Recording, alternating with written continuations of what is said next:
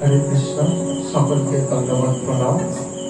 তো আসুন আমরা শ্রী গুরুদেবের কৃপায় ভাগবতের প্রথম অধ্যায়ের প্রথম স্কন্ধের দ্বিতীয় অধ্যায়ের 10 নম্বর শ্লোক সম্পর্কে আলোচনা করার চেষ্টা করি। সেখানে কি বলা হচ্ছে? প্রথম স্কন্ধের দ্বিতীয় অধ্যায়ের 10 নম্বর শ্লোকে বলা হচ্ছে, কামস্য নিন্দ্রিয় প্রীতির লাভ জীবেত যাবতা জীবস্য তত্ত্ব জিজ্ঞাসা নার্থ যস্যেহ কর্মভি। অর্থাৎ এখানে বলা হচ্ছে, এর অর্থটা যে জড় কামনা বাসনাগুলিকে পূরণ করাই জীবনের উদ্দেশ্য নয়। বিষয়ভোগ প্রয়োজন কেবলমাত্র জীবন নির্বাহের জন্য, কিন্তু জীবনের পরম লক্ষ্য হল তত্ত্ব জিজ্ঞাসা। এছাড়া অন্য কোনো উদ্দেশ্যে কর্ম করা উচিত নয়। আমরা সকলে কর্মী। এখানে কর্ম ছাড়া কেউ ক্ষণকাল সময়ের জন্য থাকতে পারে না, কর্ম করতেই হয়। কিন্তু কর্মের উদ্দেশ্যটাও কি, সেটাও ভগবান এখানে বলে দিচ্ছেন। কর্মের উদ্দেশ্যটা কি বলছেন? জড় কামনা বাসনাগুলিকে পূরণ করাই জীবনের উদ্দেশ্য নয়। সাধারণত আমরা যদি বিচার করি, দেখা যায় এই জগতে দুই প্রকারের মানুষ আছে, দুই প্রকারের জীব। এক হচ্ছে বদ্ধ জীব, আর এক হচ্ছে মুক্ত জীব।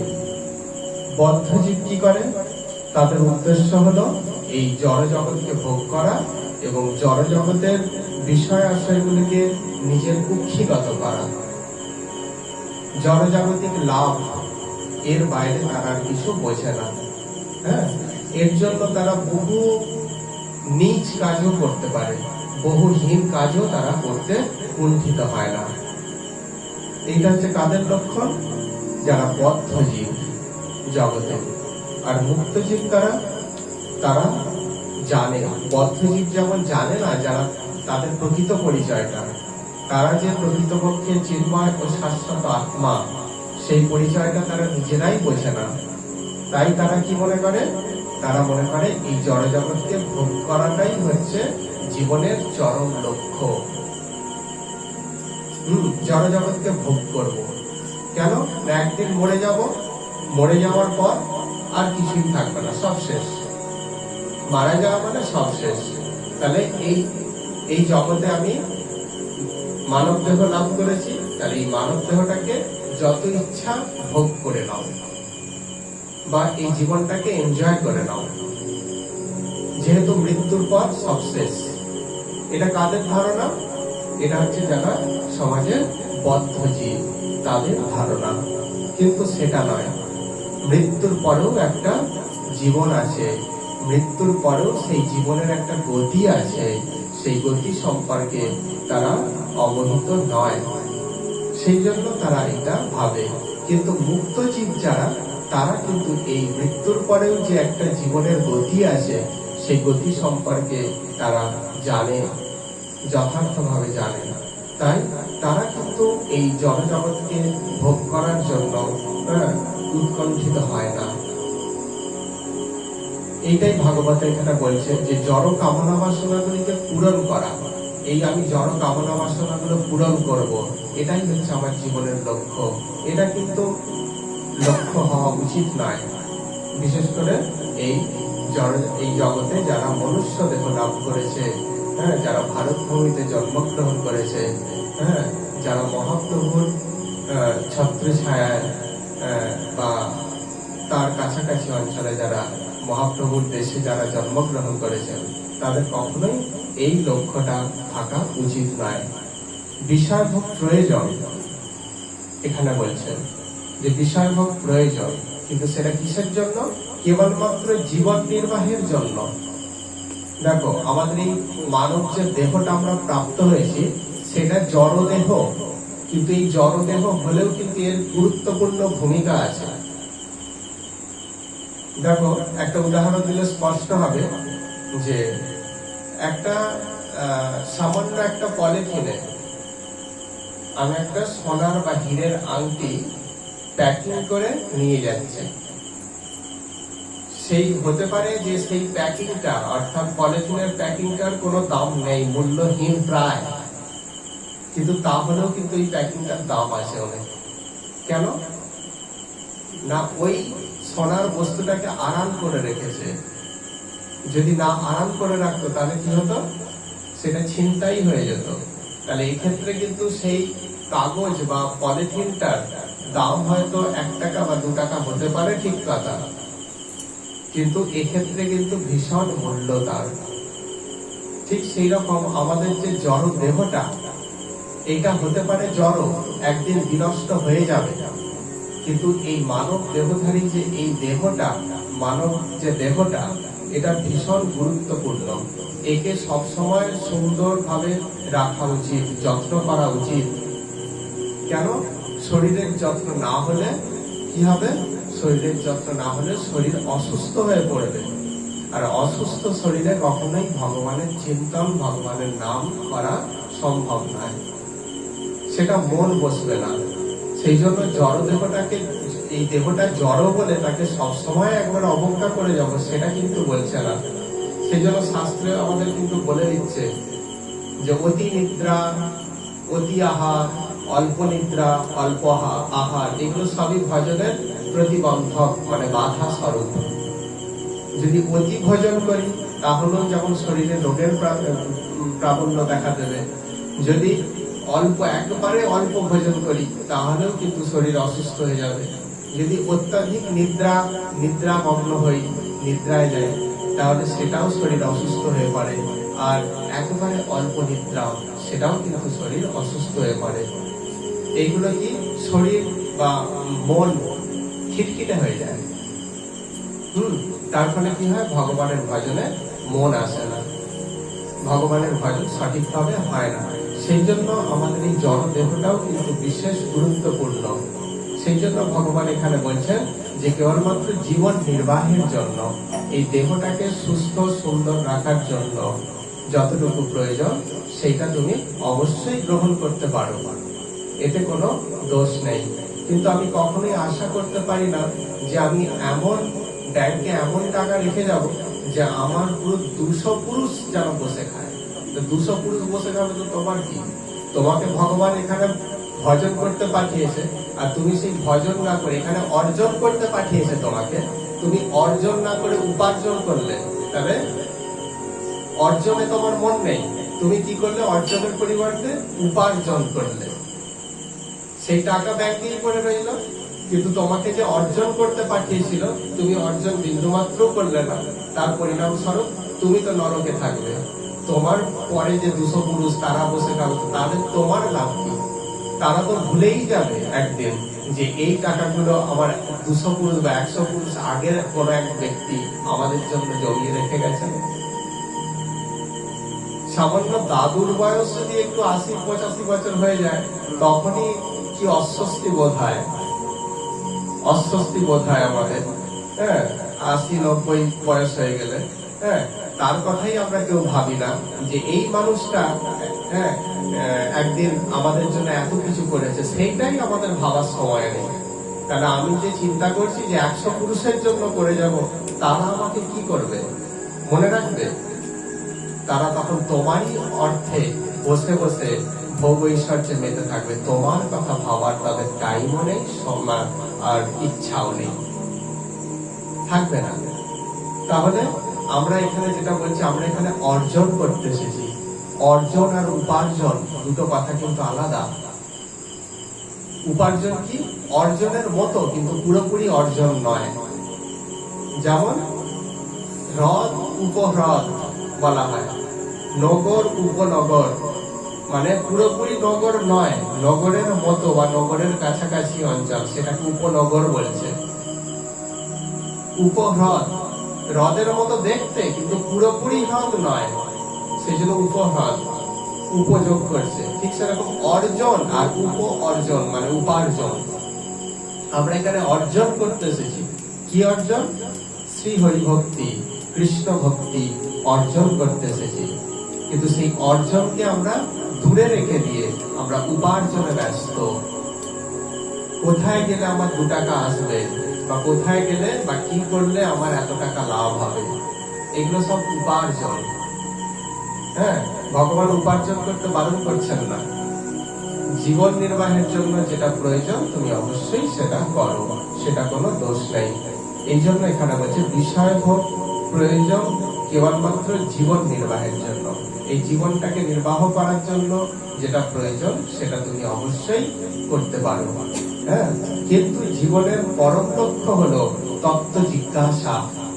আমরা সব করব, হ্যাঁ, কিন্তু আমাদের জীবনের লক্ষ্য হচ্ছে তত্ত্ব জিজ্ঞাসা। এই জিজ্ঞাসাই হচ্ছে মানুষকে পরম ধাম সম্পর্কে জানায়, কৃষ্ণ সম্পর্কে জানায়। যার জিজ্ঞাসা নেই সে কখনোই কিন্তু সেই পরম তত্ত্বকে উপলব্ধি করতে পারে না। সেই জন্য ভগবান শ্রীকৃষ্ণ গীতায় অধিকার দিয়েছে প্রত্যেকটা জীবকে, তদ্বিদ্ধি পরিপ্রশ্নেন, এরকম একটা শ্লোক আছে, তদ্বিদ্ধি প্রণিপ্রাতেন পরিপ্রশ্নেন সেবায়া। সদ্গুরুর কাছে যাও, গিয়ে তুমি তাকে প্রশ্ন করো, তার সেবা করো। এই প্রশ্ন জানা, আজ আমরা জানবো বলেই, জানার আগ্রহ আছে বলেই এখানে এসে সমবেত হই। আজকে কি পাঠ হবে, জানবো। তাহলে এই যে জানার আগ্রহ, এটাই তো হচ্ছে আমাদের জীবনের লক্ষ্য। এটা কে বলছে? ভাগবত বলছে। এখানে কি জীবের পরম লক্ষ্য হলো তত্ত্ব জিজ্ঞাসা।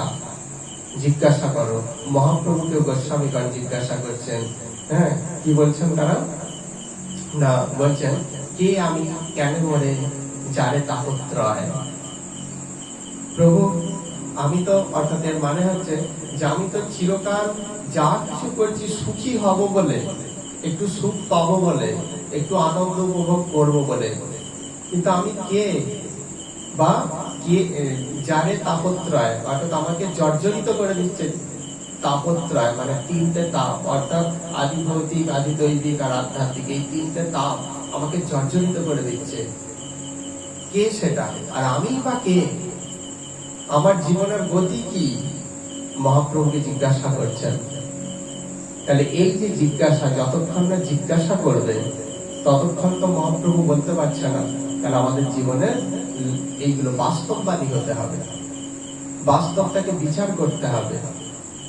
হ্যাঁ, যে আমি একটা, যখন ওই কুমোররা যখন জিনিস তৈরি করে, তখন সেই কুমোর যখন মনে করে যে আমি এটা কি বলবো, প্রদীপ তৈরি করব, তখন সেই মাটিটা প্রদীপই হয়।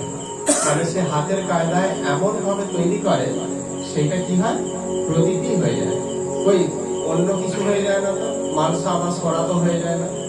তাহলে তিনি যেইটা তৈরি করতে চাইছেন সেইটাই হচ্ছে। আপনি যখন মালসা তৈরি করতে চাইছেন তখন মালসাই হচ্ছে, প্রদীপ হচ্ছে না।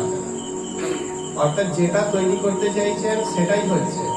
আমরাও যদি এক একজন কুমোর হই, তাহলে আমরা আমাদের প্রত্যেকেই আমাদের জীবনটাকে কি করে করতে চাই? সুখী, আনন্দময়, শান্তিময় করে গড়ে তুলতে চাই। কেউ বলে যে আচ্ছা তোরা কি করছিস? না, আমি আমার জীবনটাকে সুন্দর, অর্থাৎ আনন্দময় করতে চাইছি। আচ্ছা, তোরা যখন আনন্দময় করতে চাইছিস, ঠিক আছে, আমিও দুঃখময় করবো। কেউ চায়? কেউ চায় না। সবাই আনন্দময় করতে চায়। তাহলে আনন্দটা পাচ্ছে না কেন? এই প্রশ্নটা আমরা কেউ করি? তাহলে একটা শক্তি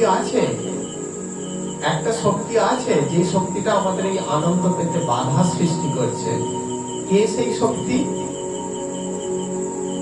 তাকে জয় করব কিভাবে? ভগবান গীতা বলছেন, দৈবী হেষা গুণাময়ী মম মায়া দুরত্তয়া। এই মায়া শক্তি তোমাকে কষ্ট দিচ্ছে, দুঃখ দিচ্ছে, তুমি তাকে চেনো, কিন্তু এই মায়া শক্তি এমনই প্রবল যে তুমি তাকে অতিক্রম করতে পারবে না। কিন্তু পারবে কিভাবে? হ্যাঁ, মায়া মেতম তরণ দিতে। এটা কি বলছে শ্লোকটা? দৈবী হেষা গুণাময়ী মম মায়া দুরত্তয়া মামে যে প্রবন্ধে মায়া মেতম তরণ দিতে। যে আমার শরণাপন্ন হয়, আমার আরাধনা করে, আমার ভজন করে, আমার গুণ কীর্তন করে, আমার জন্য জীবন উৎসর্গ করে, সেই ব্যক্তি একমাত্র পারে কি না, সেই মায়াকে অতিক্রম করতে। আর কারো ক্ষমতা নেই। তুমি কত সম্পদ জমিয়েছ, কত কি ঐশ্বর্যের মালিক হয়েছ, এই সব ঐশ্বর্য বা সম্পদ এই মায়া শক্তিকে অতিক্রম করতে দেবে না, তার ক্ষমতা নেই। তাহলে এইটাই যে সেই শক্তিকে চেনো, প্রশ্ন করো যে আমি কেন সুখী হতে পারছি না, অথচ সুখের জন্যই তো আমি ছুটছি। সেই শক্তিকে চেনো।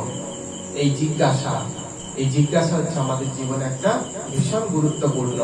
অর্জুনকে ভগবান শ্রীকৃষ্ণ জ্ঞান প্রদান করছেন। অর্জুন কিন্তু চুপচাপ দাঁড়িয়ে নেই বা বসে নেই। কি কৃষ্ণ বলছেন, কৃষ্ণের কথার সঙ্গে সঙ্গে তার সঙ্গে সঙ্গে কি করছেন, আবার নিজেও প্রশ্ন করছেন, আচ্ছা কৃষ্ণ তুমি এই বললে, তাহলে এইটা কি? আবার তখন কৃষ্ণ কি করছেন, তাকে সমস্ত কিছু বিশ্লেষণ করে তাকে বলে দিচ্ছেন। তাহলে এই জিজ্ঞাসার প্রয়োজন আমাদের, অর্থাৎ সেটাই ভাগবতে বলছে যে জীবনের পরম লক্ষ্য হলো তত্ত্ব জিজ্ঞাসা। জিজ্ঞাসা না করলে হবে না।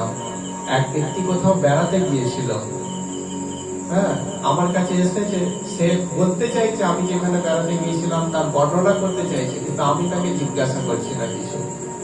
তাহলে কি আমি পারবো সেই তিনি যেই জায়গায় বেড়াতে গিয়েছিলেন সেই জায়গা সম্পর্কে কিছু জানতে পারবো?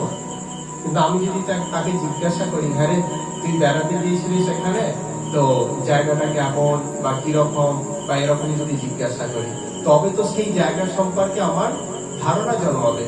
আর ধারণা জন্মালে তখন তো আমিও বলবো ঠিক আছে আমিও যাবো, পরে ইচ্ছা জাগবে।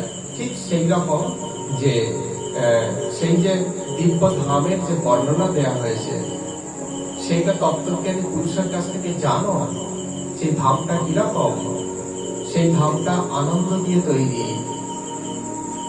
এই জগৎটা দুঃখ দিয়ে তৈরি, ওইটা হচ্ছে আনন্দ দিয়ে তৈরি। সেই আনন্দময় ধামেরই ছায়া হচ্ছে এই জড়জগৎ। তাহলে সেটা যদি তার ছায়া হয় তাহলে সেইটা আনন্দময়, এটা নিরানন্দময় কেন? বলে হ্যাঁ, ছায়া তো সেটাই দেখায়। আপনি যদি আয়নার সামনে বা দর্পণের সামনে গিয়ে ডান হাতটা তোলেন, আয়না তো বাঁ হাতটাই দেখাবে। আপনি যদি শাড়িটা বাঁ দিক দিয়ে পরেন, তো দর্পণ কি দেখাবে? ডান দিক দিয়ে পড়েছেন, অর্থাৎ সে তো মিথ্যাই দেখাবে। অর্থাৎ সেই আনন্দময় জগতের ছায়া এই জড় জগৎ। আনন্দময় সেটা, আর এটা নিরানন্দময়, উল্টোটা, সে তো হবেই স্বাভাবিক। তাহলে সেই জগৎ সম্পর্কে জানো, এই জগৎ সম্পর্কে জানো, বাস্তবকে বিচার বিশ্লেষণ করো। তুমি কি প্রকৃতই সুখী? তুমি কি প্রকৃতই শান্তি লাভ করেছ? তোমার চেতনায় কি বিন্দু মাত্র আনন্দ আছে? নেই কেন? এই প্রশ্ন করো নিজেকে এবং তত্ত্বজ্ঞানী ব্যক্তিকে প্রশ্ন করো। তারা কি করবে? তারা তোমাকে সঠিক জায়গায় পৌঁছে দেবে। আবার নৈমিষারণ্যে সৌনকাদি ঋষিরা তারা সুত গোস্বামীকে জিজ্ঞাসা করছেন। জিজ্ঞাসা আমাদের গীতা ভাগবত যাই বলেন না কেন সব জিজ্ঞাসা। জিজ্ঞাসা না করলে তো তত্ত্বজ্ঞান লাভ করা যায় না। সেই জিজ্ঞাসা করছেন কি, হে আয়ুষ্মান, আপনি কৃপা করে বলুন জীবের পরম মঙ্গল কিভাবে সাধিত হয়? নিজেদের কথা বলছেন না, অর্থাৎ শুধুমাত্র নিজের কথা বলছেন না, জীবের, অর্থাৎ সেই সমগ্র জীবের মধ্যেও তো তিনি আছেন। সেই জন্য বলছেন যে জীবের পরম মঙ্গল কিভাবে সাধিত হয়। জীব বিষয়ের পিছনে ছুটে বেড়াচ্ছে, তারা ভাবছে এখানে সুখ, কিন্তু তারা তো সব মরুভূমির মরীচিকার মতো ছুটতে ছুটতে ক্লান্ত হয়ে আর জ্বর না পেয়ে তারা তৃষ্ণায় কাতর হয়ে মারা পড়ছে। তাহলে পরম মঙ্গল বা প্রকৃত মঙ্গল কোথায়, কিভাবে সাধিত হবে? আপনি কৃপা করে বলুন। এই প্রশ্ন করার পর কি হলো?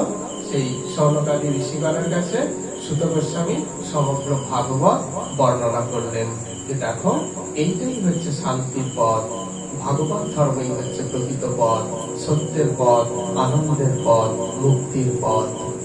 তবে না তারা জানতে পারলো, তবে না তারা এরপর সেই ধামে যাওয়ার জন্য প্রস্তুতি নিল, তাই তো? তাহলে সেটাই হচ্ছে যেখানে বলা হচ্ছে যে জীবের পরম লক্ষ্য হলো তত্ত্ব জিজ্ঞাসা করা। জিজ্ঞাসা করো, সেই পরম তত্ত্বকে জানার জন্য আগ্রহী হও। কিরকম আগ্রহী? যেমন জগতের বদ্ধজীব পাশের বাড়ির খবর নেওয়ার জন্য আগ্রহী, যতটা পাশের বাড়িতে কি হলো সেই খবরটা নেওয়ার জন্য যতটা আগ্রহী, সেই আগ্রহটা সেখানে নয়, পাশের বাড়িতে নয়, পরম তত্ত্বকে জানার জন্য আগ্রহী হও। তবে তোমার জীবনে শান্তি, আনন্দ, মুক্তি আসবে, নচেত না। এইটাই এখানে বলা হচ্ছে। জীবের পরম লক্ষ্য হলো তত্ত্ব জিজ্ঞাসা, এছাড়া অন্য কোনো উদ্দেশ্যে কর্ম করা উচিত নয়। আমরা কর্ম করছি, এমন কিছু কর্ম করছি যার দ্বারা আমরা অধঃপতিত হচ্ছি। ঊর্ধ্বগতি হওয়া আমাদের জীবনের লক্ষ্য, কিন্তু ঊর্ধ্বগতির বদলে আমরা অধঃপতিত হচ্ছি বারবার। তো সেইটাই যে কর্ম করো, কিন্তু কর্মটা কি করে? ভগবান শ্রীকৃষ্ণ গীতায় বলছেন, ইয়াদ করোসি ইয়াদস্নাসি ইয়াজ্জুহসি দাদাসি ইয়াদ অবশ্যসি কন্তেয় তৎপুরুষ মদর্পণম। তুমি যা কিছু করো সব আমার জন্য করো, আমাকে নিবেদন করে করো। অর্থাৎ যা কিছু কর্ম করো না কেন, আমাকে উদ্দেশ্য করে করো, আমার বিধিবিধানের জন্য করো। এইটা ভগবান বলে দিচ্ছেন। তাহলে কর্ম করতে কিন্তু একবারে বারণ করলেন না ভগবান, না গীতায় না ভাগবতে।